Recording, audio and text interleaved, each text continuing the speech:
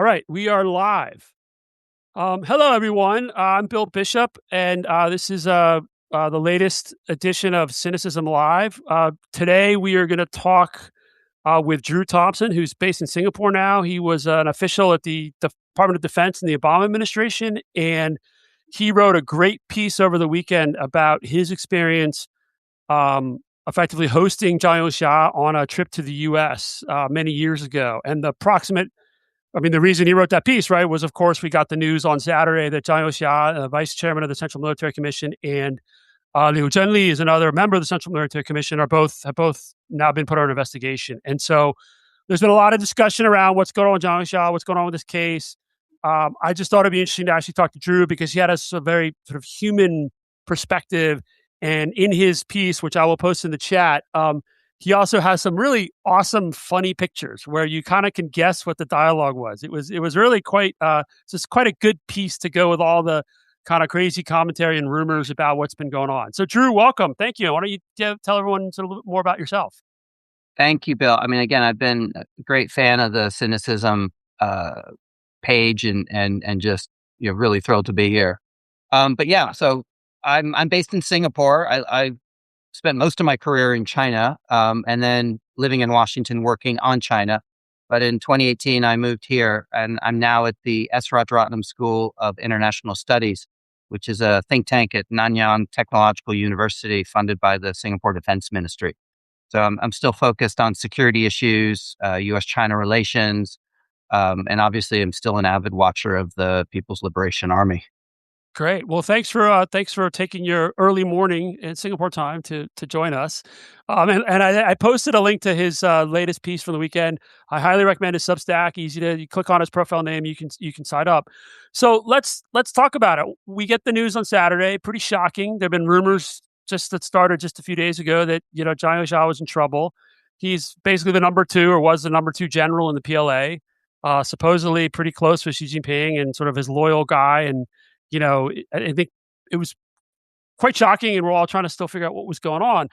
But so go back to your piece. And so how did you meet him? What were you doing? Yeah. So, I mean, at the time, and this was in 2012, I was working at the Office of the Secretary of Defense in the Department of Defense, and I was the director for China, Taiwan, and Mongolia. So, I mean, you're in the Secretary of Defense's office for policy, and it's a fairly big office. This is a real enterprise. But I was responsible for managing military to military relations with China, Taiwan, and Mongolia. So delegations as well as planning the entire calendar year for engagements and as well as dealing with the internal coordination within the Department of Defense and also within the interagency, the White House and State Department. So it was a pretty broad portfolio. And just, if you want a little background, essentially, if you remember in 2010, the Bush administration had sold arms to Taiwan. One of the big packages, I think it was the Patriot missiles and some of the minesweepers and helicopters. So it was a big package, and the PLA had cut off contact with the U.S. For a couple of months. And then Xi Jinping comes to Washington in February of 2012, and he was like vice president. He was on the standing committee, but he wasn't yet at the top. Correct. He wasn't yet general secretary. He was the vice president. So Vice President Biden was his host.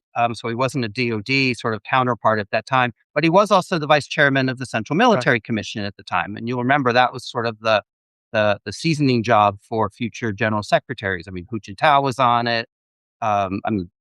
Zhao Ziyang was on it too, right? So he comes, and we were in a complete shutdown on mil-mil relations, and he was received with tremendous pomp and circumstance. We had a full honors arrival ceremony, which happens less than once a decade for Chinese counterparts.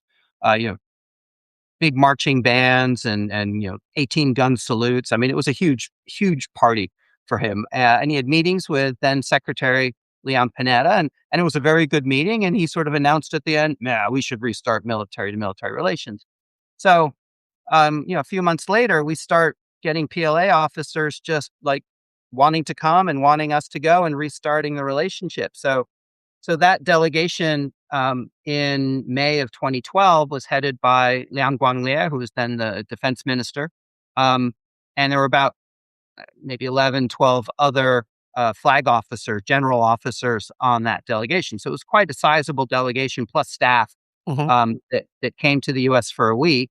And those trips typically had, a couple of meetings in Washington with the counterpart, with the secretary, often a meeting in the White House.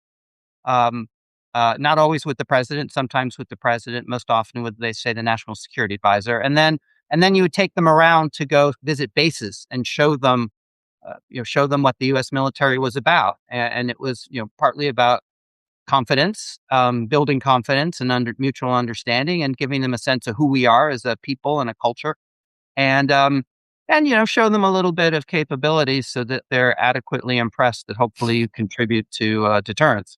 So we spent a week traveling around the country together, going to on that trip. I don't remember exactly, maybe 5 different bases, and and just getting to know one another as two militaries.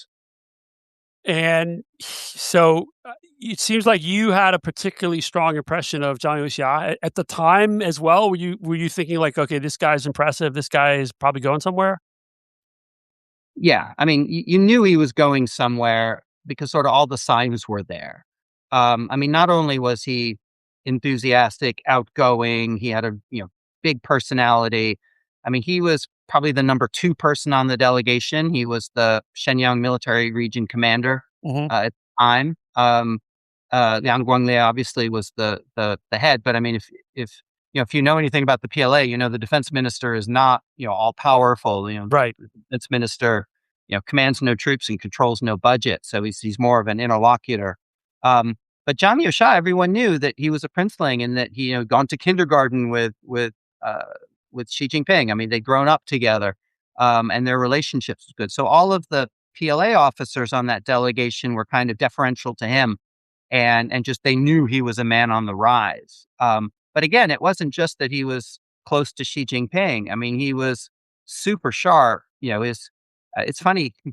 PLA officers are not always well educated. I mean, as a started out as Mao's People's Army. People came from peasant ranks. Literacy was actually rather rare. Hmm. In the early days in the Cultural Revolution period. So you have officers that don't speak good Mandarin, that speak with heavy accents, that maybe have uh, a vocabulary that betrays their lack of formal education. They might be smart, but you can tell they're not sophisticated. Um, uh, Zhang Youxia was sophisticated and connected, and he was a combat veteran. He'd fought in '79 and '84 in the big battles in Vietnam, and that carried a lot of weight in the PLA because there were so few military veterans still in service at that time. Right. And now they're fewer because that was really the last real kind of war they fought. I guess they had some skirmishes in the South China Sea, but that the border conflict with Vietnam was really the last real combat in a sustained way, right? Yeah, I mean that was a real kind of war as you picture it in your mind. Ground troops, artillery, trenches, mountains. I mean, it was an intense Right. combat and mass casualties, very large casualties. They're not open to the public, but there are large cemeteries in the border area in Yunnan that are just Yeah. entire I mean, at mountainsides, the time that terraced mountain, the Vietnamese were only a few years off of beating the US, so they knew how to fight. and they'd beaten the French before. Right. And if you get into the Vietnam conflict, you realize that most of the Vietnamese units that were involved were not main army units. They were reservists, and they were border units and National Guard equivalents. So they were hardly even throwing their best equipped units. Interesting. Yeah, so it was a humbling experience for the PLA, and it actually spurred a lot of reforms. And if you kind of then jump forward to where reforms really started taking off, um, I mean the PLA had been reforming since the Vietnam War and making major changes. And you realize that Zhang Youxia was a part of it all the way, right? I mean, they didn't have a rank structure. They didn't have ranks until 1988. Right. I remember Um, that. and that was part of the problem with the Vietnam conflict is they didn't have good command and control. If it's a totally flat command structure and I mean, they had sort of informal ranks, but if you didn't know when you walk into that command tent in the middle of a conflict. You're in the battalion station and you go in and you're a messenger. You don't know who's in charge. You can't see. Whereas in a regular army, you go in and you can see who's the boss, right? And go talk to the boss or go figure out who's subordinate to the boss, Mhm. what the roles are. It's just more complicated for them, and I think they struggled on that. Um, so Xi Jinping obviously was a student of warfare, and he brought that with him. I think the rest of his career, and especially by the time Xi Jinping comes in, he was very involved. I think in the major reforms that started in 2016 through 2017 and 18, when they completely changed the structure, got rid of the general departments, Right. and basically consolidated power under the Central Military Commission, and he was part of that. So yeah, this guy stood out. He stood out amongst his peers, and that's what struck me. So you have a great picture of him bending over shooting M240 machine gun. Was he a good shot? Could you tell? Um, well, that's my personal home movie. I was filming him, Yeah. um, because I mean, honestly, what I was taken by was the joy that he experienced firing that gun. Um, and I wasn't looking downrange. I was just watching the joy. And then that subsequent picture that's also posted where he's just got this He's smiling. smile. He looks super happy. It's really interesting. He's going from weapon to weapon, shooting them all. So I filmed him a bit, but I also took advantage and I went and got on a 50 caliber rifle and was shooting that for fun because this is your chance, right? Right, You've right, got a right. bunch of guys to teach you. And so everyone got to pop off a couple rounds, but he just loved it. And you could just Interesting. see the joy. And there were other moments where um, we have what they call static displays, not no bullets anywhere near them. And he Mhm. would pick them up and he'd start operating them, right? What they call the manual of arms. He'd look at, how they would rack. He'd look at parts. He's like, wow, this is really innovative, or this is something, we don't have. And I'm sure somewhere in the PLA intelligence, enterprise, they have copies of these weapons. And, they know what our weapons look like. But he was really into the design. And Right. then you take him to see the other facilities. You take him to see a tank. You take him to see an armored amphibious tractor, MRAP, vehicles, these mind resistant vehicles that we used in Afghanistan. We had displays of all of these things for them to see, and it's kind of like a museum. You're not teaching them how to use them or anything, but Right. he's going around and he's just like, he's inspecting, he's knocking on things, he's checking to see, how is this fixed to that. Um, and then it's also in hindsight looking at it, his next job, right, a few weeks after that delegation, is he moved into being in charge of the acquisitions The and equipment department, right? really, the general, back then it was the general acquisitions department. And he was also there when it transitioned from the general acquisitions department into the new procurement department, Mhm. which he also headed. So again, he was very involved in the transformation process, but he was the lead arms acquirer for the PLA. So he really knew what he was looking at, and then I think he knew what the PLA needed. And you saw that in some of the interactions when he'd be looking at something, he said, yeah, we need something like that. Which again, from a relationship, it's like, well, good to know you don't have that, right? Right, right, right, right, right. Interesting. Well, that's part of this kind of military diplomacy is a very important part of the U.S.-China relationship, right? And it seems like the U.S. side seems always open to doing it, and the Chinese kind of dial it up or dial it down depending on how they think the U.S. is behaving. Is that a fair assessment? Like one of the first things they do when they get mad at the U.S. is cut off mill-to-mill contact, right? Absolutely. And I mean, the PLA is not an independent entity that just No, does what it thinks it wants to do. It does what it's told to do, and it's loyal to the party. It's the armed wing of the Communist Party. You have to keep right, reminding yourself that it right, behaves differently than a national army that's sworn to protect the country and the Constitution. So, um, so they use engagement as a lever, a tool, a political tool, rather than, uh, and oftentimes they use it as part of a negotiating tech. I mean, they're master negotiators, right. and they negotiate everything. And even if you're not negotiating, they think you are. So anytime you say, "Hey, we want to, engage you. We want to talk about this. We want to do this," and the rationale being, we want stability, we want predictability, we want mutual understanding, um, we want confidence, right? Mutual confidence in Right. each other. And their response is, well, if you want it, what are you going to trade for it? And you know what we want. We want you to stop doing surveillance. We want you to Right. stop selling arms from Taiwan, et cetera. We want Right. you to Right. start Right. selling technology to us. So it's like, if you want this, then this is what we want. Let's compromise. And the answer is, no, that's not what we want. This isn't something we want to trade. This isn't a reward that you grant, but that's how they tend to see it. So, but I think it's not just pure trade space. It's kind of like when the US sanctions a country it's already sanctioned 100 times before.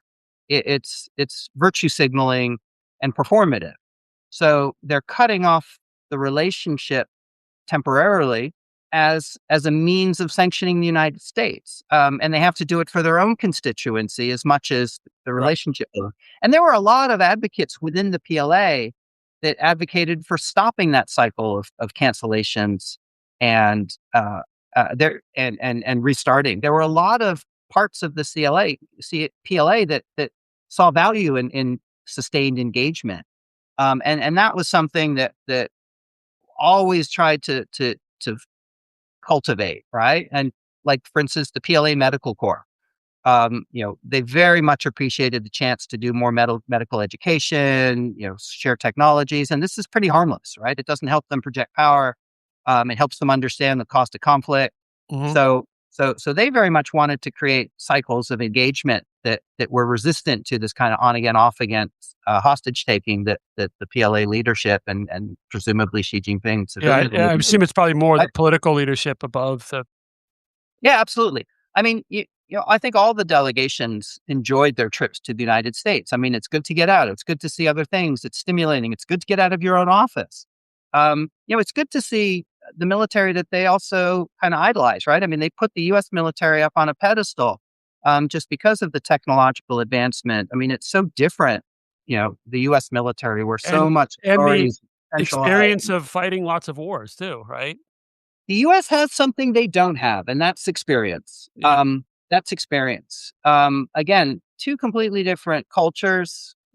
We learn by losing.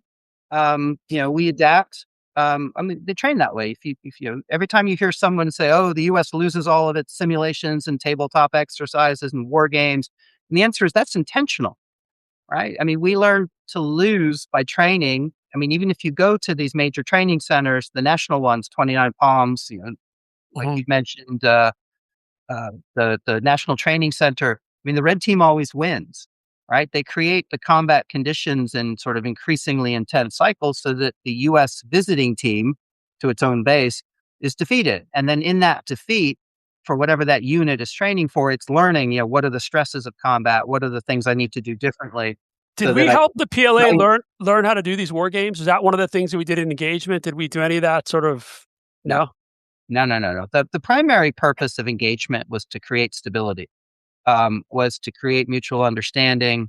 And definitely there were very clear firewalls, and many of them are legal, Hmm. going all the way back to Tenor. Tiananmen Right. restrictions, 1201 restrictions, and the NDAA.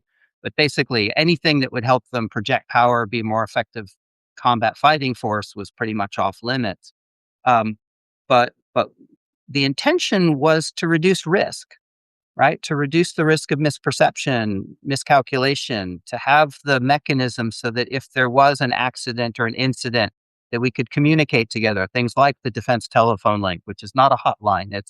It's a means of communication that has to be established every time it's used so that we can talk And virtually did in that? the event of a I crisis. mean, was that useful? Right? Because we had the whole, was it 2001, the Hainan, the where the Chinese fighter ran into the U.S. Spy plane and they had to basically almost crash land on Hainan, right? And I mean, I from the outside here, the Chinese wouldn't pick up the phone for days. Is that? I mean, these things only work when things are going well, but in actual crisis, do they tend to break down, or is the hope that you still get some connections that let you work through some of these crises?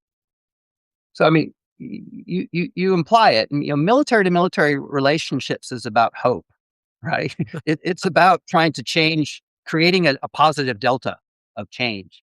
Um, so, yes, the hotline is not like a bat phone that sits on the desk and you can call your counterpart. It's an agreement to have a very short notice virtual meeting. Right.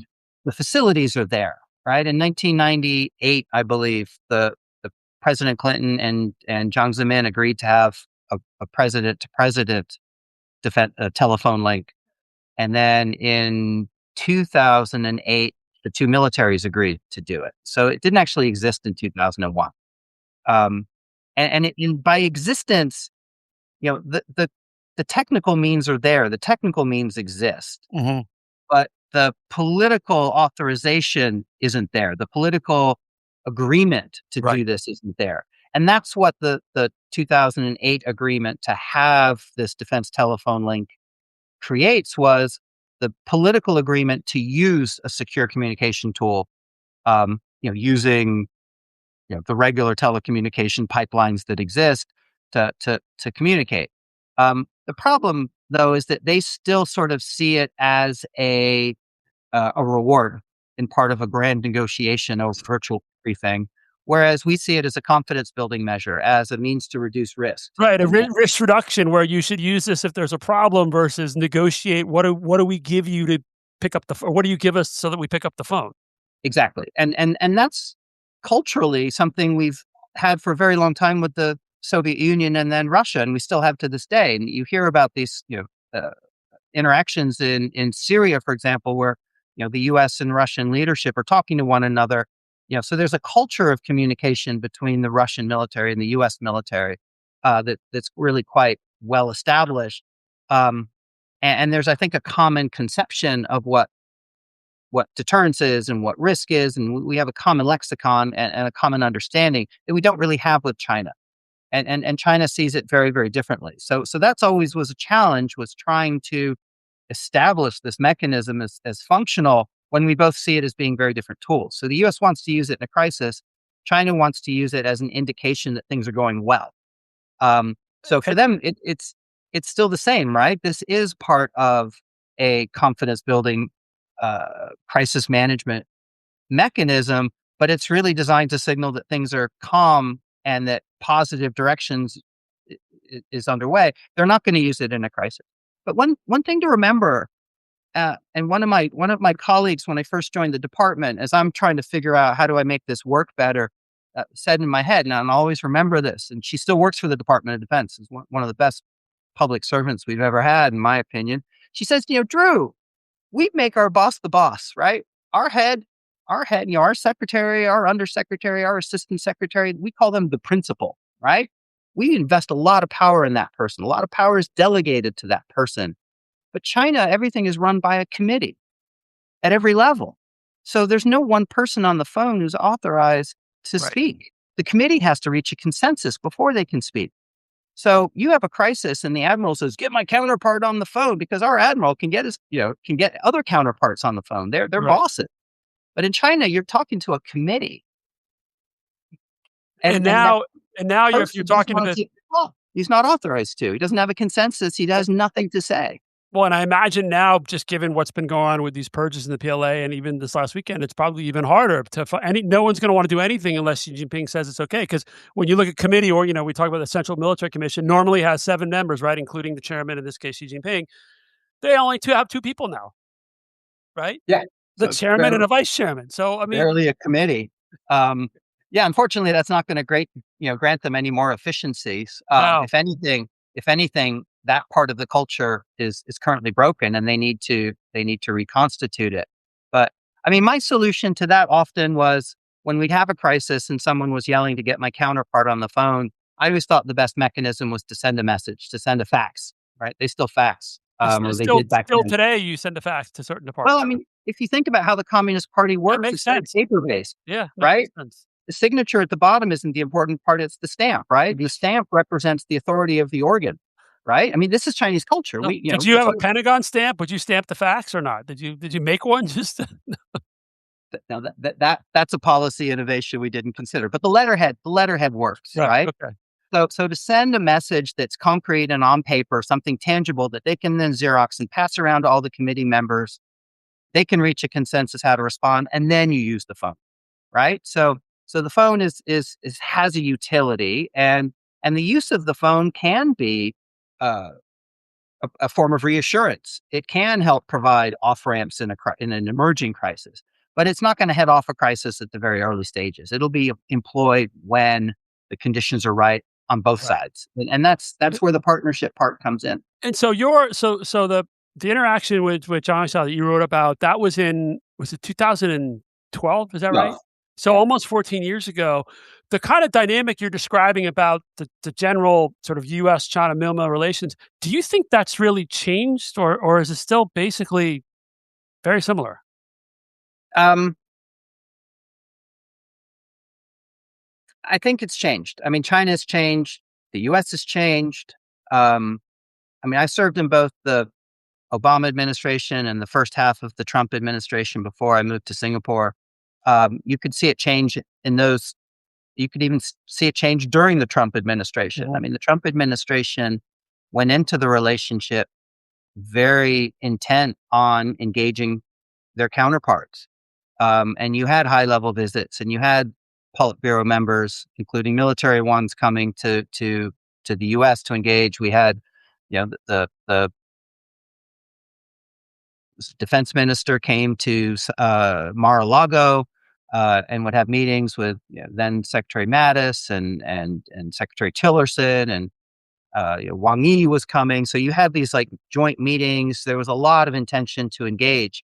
Um, but I think the Trump administration's expectations weren't met, and the relationship soured. And there was recognition that, we're kind of on a treadmill. There was a wonderful article written many years ago by one of the great U.S. defense attaches in China, Charles Hooper, and the title of his paper at War College was "Going Nowhere Slowly: The U.S.-China military relationship."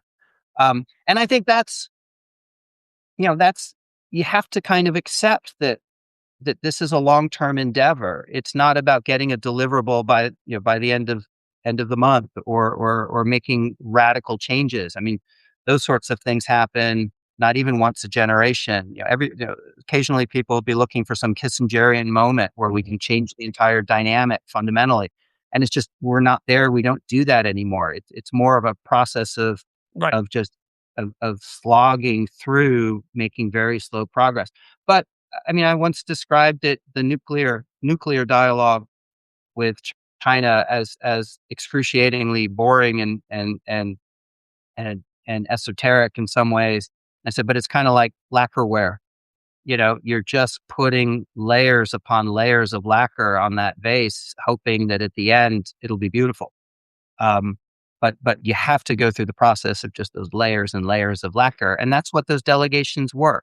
And that's what those high level meetings are, when they're face to face between two principals, or these more performative Mhm. displays of respect.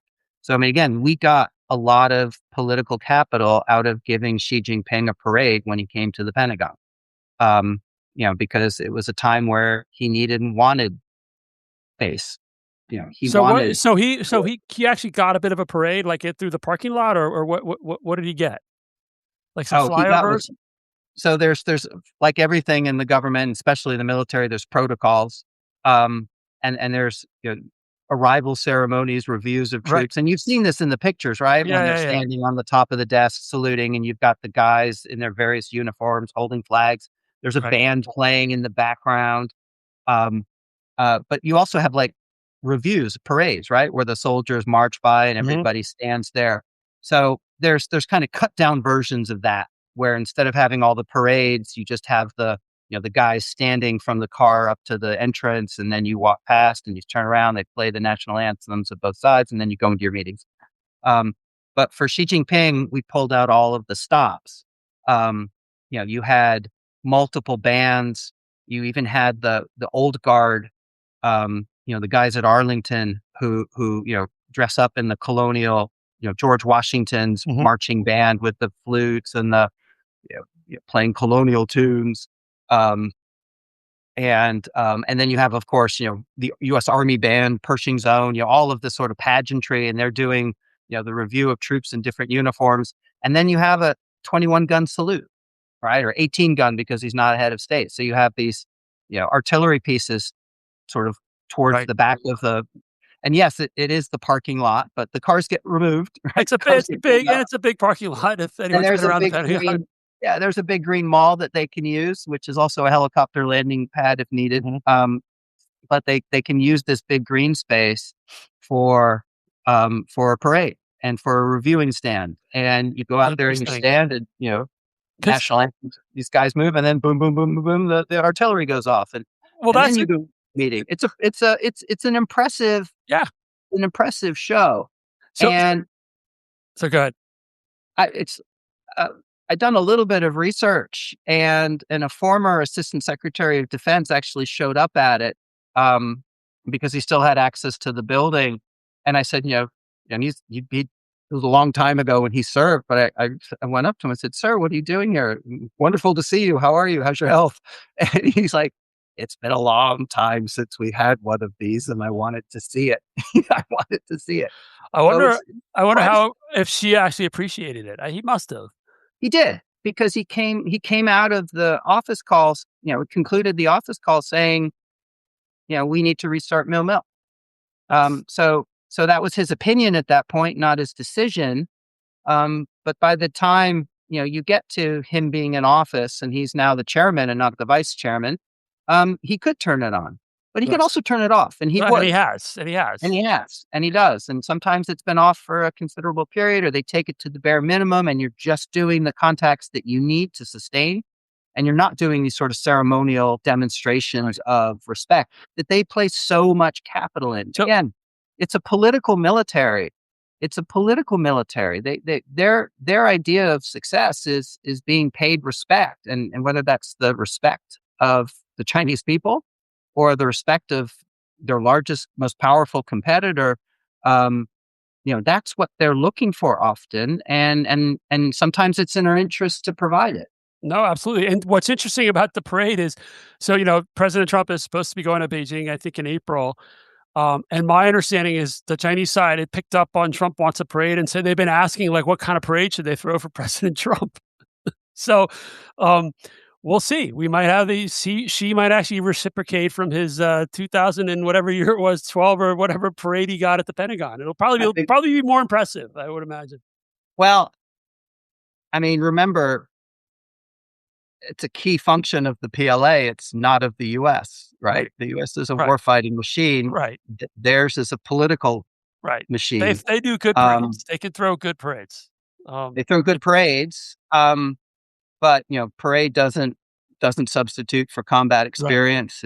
right. But it Well, serves a purpose, and it serves a much bigger purpose in their system than ours. so one thing back to the combat experience, one thing you wrote, I wanna ask you about is in your piece, you wrote that, your hope was that Zhang Youxia would stay at the top of the CMC, and remain Xi's closest military advisor. Why did you say that? Or why do you think that? Well, again, getting a bit of a read on his personality and his. I mean, what I sensed was he could be objective. In other words, he could say to Xi Jinping what Xi Jinping needed to hear, not just what he wanted to hear. In other words, he could say, "Hey, we may have a much bigger military in terms of personnel, but their military is much more experienced. They're much better fed. They have really good technology that we shouldn't underestimate. That, we have really good propaganda about our own technology, but it's not proven. We don't know how it will work. They're very good at working jointly. We are not." Um, he would look at Taiwan, I think, critically as well, and not just dismiss them as a small power. Um, Taiwan's military is well armed, has high technology. I mean, it has issues like every military does. And my sense was that Xi Jinping would evaluate it dispassionately, apolitically, and objectively, and tell Xi Jinping. I mean, the question isn't whether or not Xi Jinping, is like, should we fight Taiwan today or not? Should we invade Taiwan today or not? Can we or can we not? I mean, of course they could. They could tomorrow. Um, they could this spring when the weather gets better. But that doesn't tell you the probability of success or the Right. cost of victory. And I think that's what Xi Jinping would tell him. Xi Jinping You would mean tell that's what him, Zhang Youxia would tell Xi right, Jinping? Zhang Youxia would tell Xi Jinping, you know, we could do this, we could prevail. It would be very costly. It would take much longer than we think. And then some political guy might be going, it is a historical inevitability. We will win in 3 days because of the fervor of our support for Xi Jinping and the party at its core, right? I mean, they would get into sort of the religious dogma of communism and Xi Jinping thought, convinced that they could win based on their political indoctrination rather than a guy who's going around knocking on the hinges of an adversary's tank to say, wow, this is well built. And I think that's where Xi Jinping would have given the honest assessment about the potential costs, the real challenges. I mean, how, you know, Right. And now that what Zhang's gone, trap. and this is one of these because we don't, no one outside of the people involved in the decision to take out Zhang, we don't actually know what happened or why he was taken out. Right. This is the classic. There are rumors all over the place. There are rumors on Twitter. There are crazy rumors. There's lots of conjecture about why he was taken out and what it means for Taiwan. I think what you were saying is, and it's one of the concerns, right, is because there was a lot of confidence that this means that they won't attack Taiwan anytime soon because, you know, they basically decimated their command structure, their high command, and so they have no, like, who are they going to call on to actually attack, right? Hope that's right. Hope these purges and all the political education and propaganda around the villain that is now Zhang Youxia keeps them very busy for many months and keeps them distracted. But I think what you're trying to say, and certainly what from other people, was, well, actually, the problem is then who replaces him are just going to be yes men, right? They're going to do whatever the boss wants. I mean, I think that's a concern. I mean, you've got two big risks, I think, and I think part of what I consider my specialty is risk analysis, right? And I think you've got two risks. And the first risk is that he gets bad advice. You know, he gets sycophants who tell him what he wants to hear. But I think the other risk is that you've got a very broken command and control system, right? What the military calls C2. Can Xi Jinping prosecute a war with no central committee, with no Central Military meeting, Commission. central military commission, or maybe with a central committee that's not entirely behind him either? That's a potential risk. I mean, we talk a lot about Zhang Youxia, but they also just took out Liu Jianli, Right. who's the chief of the Joint Staff Department, which is a pretty critical element towards command and control of the force. There's been absolute decimation of the theater commanders as well. Now, that doesn't mean It's shocking. It's really shocking how many people they've taken out. Yeah. I mean, shocking might be our external assessment that it's shocking. I think this has been going on for 14 years. I mean, this has been a very systemic, sustained purge. So I'm not sure anybody in the PLA upper ranks are shocked anymore. I think this is the cycle of life. And it's cycling quickly. But I mean, you've got command and control issues by removing your head. And of course, morale issues. This must be having a psychological impact on the leadership of the PLA. It's got to be traumatic. And if you think about how investigations are conducted in their system, and I think it's a little more transparent on the civilian side. I mean, basically, the decision is made to go after somebody, and that's a political decision. And then there's the process of collecting evidence against them, which involves interrogating everyone around them and involving them in the discussion. And then what leverage does the interrogator have? Oftentimes, family members are taken in too. It's a net that's cast, and it'll capture family members, it'll capture business associates, it'll capture other officers, right? The staffs of other officers and other high-level officials that are brought in. So, I mean, in my Substack post, I was discussing a rather poignant exchange I had with a journalist back in 2023 who was investigating whether or not Zhang Youxia and Zhang Shengming were being investigated back then. So the question is, was he being investigated or was he involved in an investigation of someone else? Because, when say Miaohua, the then political director, was being taken down, other officers were being investigated as well to then provide evidence against him. So you have this sort of culture of distrust where everybody who's still in their jobs is probably looking around them wondering which of these people will get called in if I'm investigated. Right. And what were they going to say snitch? about me? Right. it's a culture of snitching. And that's part of what the party is always cultivated, right? When you're being interrogated, the interrogator is saying, confess and we'll be lenient. Tell us everything you know. And if you don't know anything, you're probably in more trouble because you're not giving them what they want, which means you're incentivized to make something up. And they know that you're making it up, but that's not the point. They need evidence so they Yeah. can achieve that political goal of removing this person. It's got to have a morale effect that's probably quite traumatic for them and probably going to affect their combat effectiveness if you get into a dynamic environment where there's no trust between people. I hope you're right, right? Because that would actually be good news for example, Taiwan, at least in the near to medium term. Well, I mean, it's not whether I'm right. It's I hope Xi Jinping understands the consequences of this forever purge and and how it may negatively impact Right. the And I PLA. and I guess the And question is he may think that the corruption is so bad that that's sort of like both are bad, but ultimately they come out on the other side in a better place if they can really, more thoroughly address the corruption, which is an well, and open again, question. this comes down to the role of the Central Military Commission. I mean, if you're down to only the chief inquisitor as your advisor, then you're probably getting one story as opposed to the Right, head of the Navy, the head of a theater command. right. Um, but it also comes down to if Xi Jinping decides now's the time, and I think there's lots of reason why now is not the time. I mean, he's not looking at it just through the lens of capability of the PLA.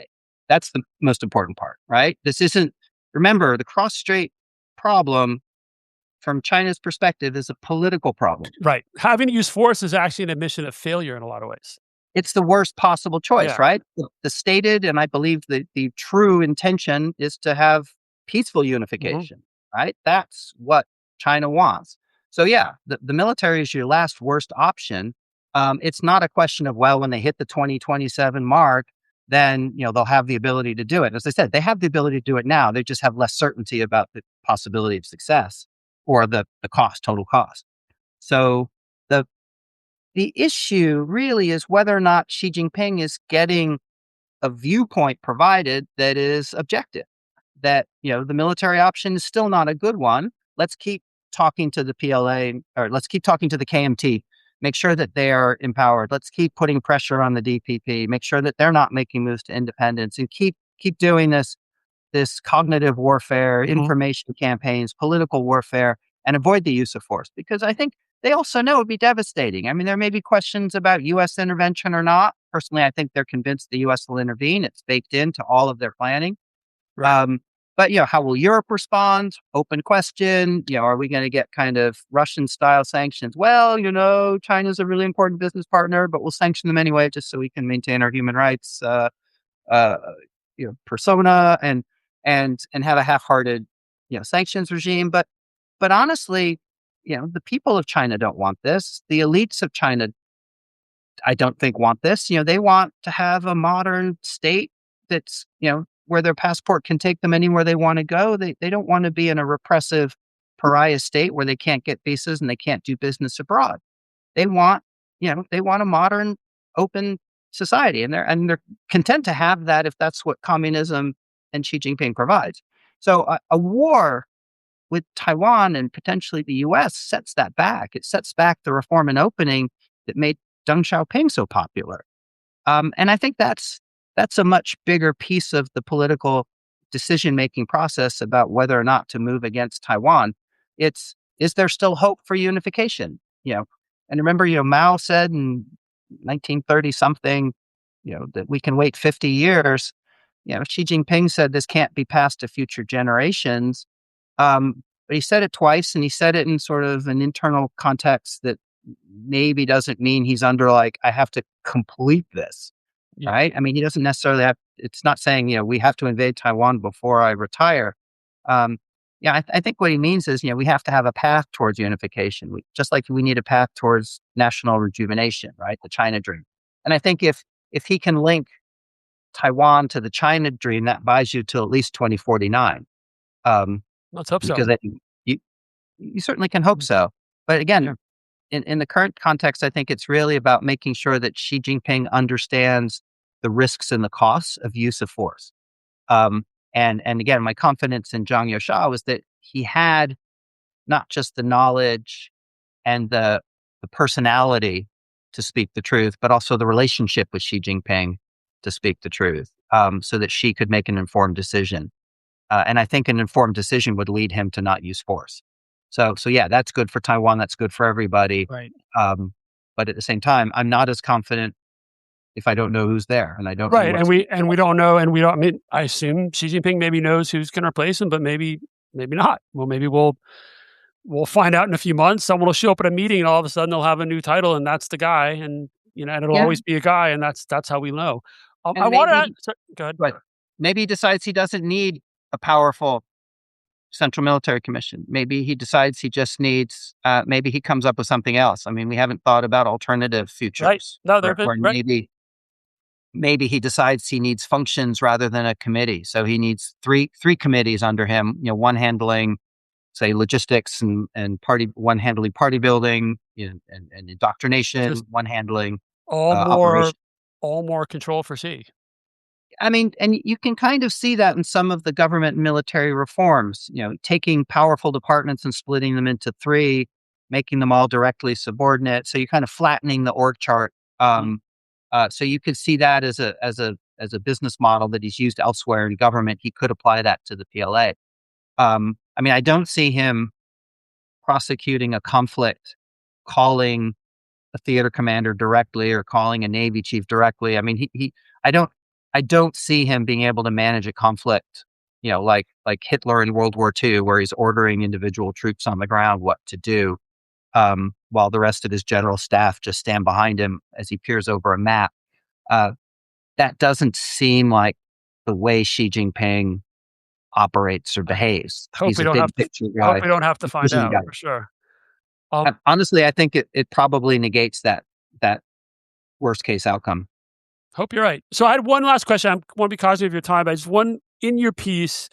You mentioned this exchange you had with the South China Morning Post reporter Minnie Chan, and it was really kind of um, what's the right word? It was I don't want to say creepy, but it was a little disturbing just because she basically disappeared in like October, November of 2023, right? The rumors had been that she had been detained in Beijing. She covered the PLA for the South China Morning Post, and she seemed to have a lot of sources. And the assumption was she must have heard something or gotten onto something that was just way too sensitive, and they just grabbed her. And then the paper never really made any public statement to support her. Didn't seem like, at least publicly, there was any pressure from Alibaba owns South China Morning Post. It's a tiny, irrelevant piece of their portfolio. They clearly didn't want to make any waves that would impact their sort of broader, um, their own executives or their corporate existence in China. But so what? So you actually posted a screenshot. It was a WhatsApp exchange you had with her, Yeah. or So yeah, I mean, I think I think I mean, I had a relationship with her. Obviously, I talked to a lot of journalists. I'd been speaking with her for years. She was a good analyst of the PLA. She had good sources. I mean, it's not just having sources; it's interpreting Mhm. well, and she was good at that. And she had been covering the Shangshan Forum Right, in 2023. Um, and again, I had very good back and forth with her. And when she needed something quotable, I'd give her something quotable. But a lot of times we were just comparing notes on what was going on inside the PLA and sort of what reforms we're taking or what the implications were. So she was a good interlocutor. And yeah, and then she disappears. And at the same time, as you can see in the exchange, um, at some point after she disappeared, whoever had control of her phone, and I have no idea, we don't know, it's never been acknowledged that she's been right, detained or anything, but the assumption is always you're detained. I mean, I don't think she's run away or something, uh, but at some point, all of her messages were deleted from her phone, right? Because you can delete the function, but you right, can't delete the other person. right, right, So right, all of her messages were deleted to me, except for one. And it was the one where I was sort of asking, it's like, we're hearing rumors that Zhang Youxia and Zhang Shengming were being investigated. And yeah, I mean, again, you're hearing rumors about everyone being right. investigated at that period, at all periods. So this wasn't an unusual discussion. But what haunted me was that the one one text they didn't delete Right. was her confirming, yes, they're going after Zhang Right. and Zhou. Spooky was the word I should have used when describing this screenshot because that was that one word that wasn't deleted. It was really kinda spooky. And I've been haunted by it. I mean, I don't feel like I got her in trouble. Right. You You did. know, You didn't. no, I mean, but again, I mean, I feel for my friend. Yeah. And again, she may have also been part of an investigation on someone else, right? I mean, she has information about other generals who are being investigated. It's quite conceivable that she was wrapped up not because she had done something wrong, but because someone else was being Right. targeted and they thought she had something of value. Um, so yeah, so I decided to post it, and because again, it's something that I've been, shall we say, staring at on my phone for now a couple of years, and it's haunted me. And I thought, it says two messages. One, this is deadly serious for people. I mean, there's a real human element to these Yes. purges. It's Yes. easy to say, oh, General so and so is missing, General show and show is gone. I mean, that general has a family. That general has, subordinates who are now Yes. terrified or who maybe are missing too. And we don't even know their names because they're not generals. So every general that goes down probably has a colonel and a couple majors working for him. And a driver and a like a orderly kinda thing, a secretary, et cetera, et cetera. I like to think that maybe they get interrogated but let go and assigned to someone else, especially if they're useful. Right? I hope so, yeah. If they're good listeners, they're probably assigned to the next guy out of the motor pool. But yeah, the staff who are the enablers of that general are probably also missing. So I mean, you're talking a high degree of human tragedy. So on this Zhang Youxia uh, action, I mean, his investigation and realistically his detention, his demise. I mean, it's hit me kind of twice personally. The interaction I had with him many, many years ago. I don't want to say he was a friend. We don't exchange Christmas cards or anything. But yeah, like I said, I respected the guy. I admired it. And I hoped he succeeded because I thought he'd be good for their system and good for the overall U.S. relationship with China. But then it's also, a personal friend, a contact, someone I've had many, many conversations that I thought were very valuable. So yeah, that's, I think, partly why that Substack post was so popular. It 'Cause it really was very resonated. cool. I saw it getting passed around in Chinese circles, and I mean, you seem like you got a lot of people reading it, which is it really was just quite poignant. Yeah, it's been translated into Chinese. I know it's circulating. Again, my first thought is, God, I hope none of the other people circulating it in China get in trouble. But I've been getting messages from friends in China that they've read it and that they're moved by it because there is a personal element. I think Right. that matters, and maybe that also gives some insight into the trauma, that's the psychological trauma that's occurring to the organization. And I think that's worth keeping in mind. Right. And I mentioned, I mean, I have friends. I mean, I worked very closely with my counterparts at my level in the Office of International Military Cooperation, and we had a high degree of mutual respect. I mean, we trusted each other. I mean, we didn't agree on, the strategic relationship. We certainly didn't agree on things like Taiwan arms sales, which I was also responsible for. Um, but the fact that I could have a good relationship with my counterparts in Beijing, a high functioning relationship that could pull off a very complicated logistical feat like taking 15 generals around the country for a week, Mhm. um, and setting up meetings and making those meetings go well, making sure my principals are prepared for it. And the fact that we could have that kind of good relationship despite our overall strategic differences, again, made me respect my counterparts. Um, uh, but yeah, Zhang Youxia and Minnie Chan disappearing, has hit me closer to home than many of the other purges, and I thought that's probably what made this so feel so Well, real. I don't think John will be okay. I do hope that Minnie Chan is or will be released and is okay. I mean, that's one of those um, people you just remember people just disappear. Yeah, no, it's a hard reality of China, Yeah. and it's a risk of China, and I think it's an underappreciated risk, and I think it's one that people are quick to disappear, sort of dismiss. Certainly, the business community. Um, Yeah, I mean, if you're doing business intelligence, just plain collecting data on markets, on Oh, competitors, it's a lot riskier now. you're you're Yeah. you're at risk. And just what we used to consider normal conversations, many of my friends, my classmates, people I've known 30 years, they're much more uncomfortable talking about anything because it's so uncertain. Right. What's appropriate, what's not, what's This was legal. your classmates from SAIS Nanjing? Yeah, I went to the Hopkins Nanjing Center in Hopkins Nanjing, yeah. '93. Yeah. Yeah, so many of I've grown up together career wise Okay. with a number of No, and those were always interesting people who got into that program from the Chinese side. A lot of interesting people who went through there. Yeah, I mean, in the early '90s, they were essentially appointed by Yeah. their units, whether it was a government or an Yeah. SOE, and they were tracked, right? They were tracked for promotion, they were tracked for development, and this was part of their development program. Yeah. They not only worked on their English, they built their foreign contacts.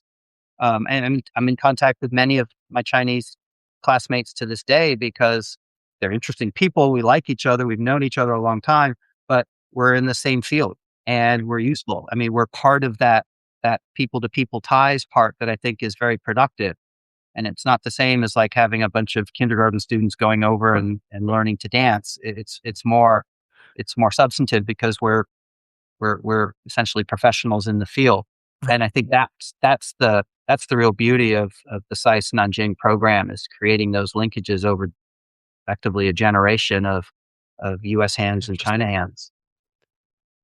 So have to Good. plug SAIS. Have Yeah, to no, plug. I'm a SAIS grad. I only did DC because I'd spent a lot of time in China before. Then I decided to stay back in the States. But anyway, well, look, Drew, this has been really great. Thank you for your time. Is there anything else you want to add? Anything else you want to say to the audience, or that we didn't touch on? No, I want to thank you and I want to thank you and appreciate. Cynicism has been a fantastic resource for keeping track of China when it's so much harder to keep track of China. Thank So you. so It, I it really is I it really has value it. gotten so much harder. The last thing I will add, I talked about on my podcast earlier today, the Sharp China, um, the Shenyang military region, right, where Zhang Youxia was the commander from I think 2007 2012. That was the height of PLA corruption. I think sort of the second term of Hu Jintao, right, with PLA was really out of control. Um, I think the Wall Street Journal had that story. They talked about, the allegations about maybe leaking nuclear secrets, which I think I'm skeptical of. I'm not skeptical there was a briefing. I'm skeptical that he actually was. I wish he were because that would be great for the U.S., but it doesn't seem likely. Um, but I do hear that the actual sort of look back at the Shenyang military district is real. His time there is real. And that's another thing that could pull up a bunch of things. And I will just say, and this is sort of again, when I was living in Beijing, the compound we lived in Beijing, there was an Italian guy who had two restaurants, a pizza place, a high-end Italian place. It was Central Park. He was business was great. The rumor was that his Chinese business partner was the nephew of the head of the Shenyang military region. So now I'm just dying to know if actually, like this was like Zhang Youxia's nephew was the investor in the Italian restaurants in Central Park. I will say my wife ran a bakery. So we were extremely familiar with the process of getting all the permits you need to actually run a food and beverage industry in Beijing. It's hard. They didn't have any problems. So somebody was helping them out. Sounds like you need Desmond Shun on your podcast next. I don't know. That's he's got his own platform. But anyway, it was just interesting. But that's sort of the point is that now that they're looking back, and it sounds like they really may be, to your point earlier, there's a lot of other things that they can pull out, and probably including some folks who are retired. And so this is sort of like there'll be another wave of this kind of investigations and purges. But I mean, I have a slightly different perspective. I mean, I think it's inherently political. Anti-corruption is the tool. Everybody's involved. So I think first they make the decision who to go after, which is a Right. political calculation. And then you collect the evidence, which is primarily corruption. But you also have, And not hard to find, right? not hard to find, you also have mistresses, kept women, right? Which is involved in a lot of, and that's tied up with real estate and asset money laundering and asset hiding. So you can find lots of cases of that. When I lived in Beijing, I lived in a district that was everyone said was full of jingzuniao, basically slang for the birds in golden cages, um, you know, kept Yep. mistresses Right. of high officials. I mean, I was there because it was a nice apartment in a nice neighborhood Which close to which Metro. compound was it?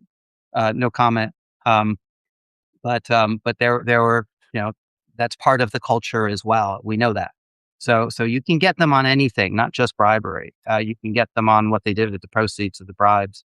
But I also agree with you. I think the nuclear accusation and the fact that there was a meeting held afterwards is doesn't seem credulous to me.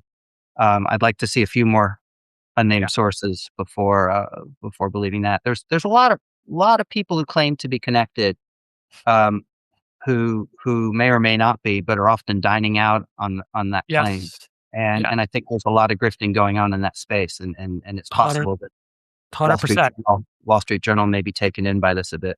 And it's the problem with the information environment and the fact that so few people have any idea what's going on. And the ones who do really aren't going to be talking to anyone, but not really anyone in Beijing, let alone any foreigners, right? I I mean, mean, you were reporting the rumors before the fourth plenum that Xi Jinping would step back, not step down, and well, I all was, the yeah, yeah, yeah, no, I mean, I was skeptical of them, but they were out there like crazy, right? I mean, it they was, were telling us there were guys in Singapore, visiting Singapore who were spreading yeah, the same rumor. And like I said, they were spreading it over the dinner I took them out to. So there's a reason they're all trying to demonstrate their relevance and their proximity, it's a, whatever their it's reason a is. good lesson in how you parse through the information morass, so Yeah, to speak.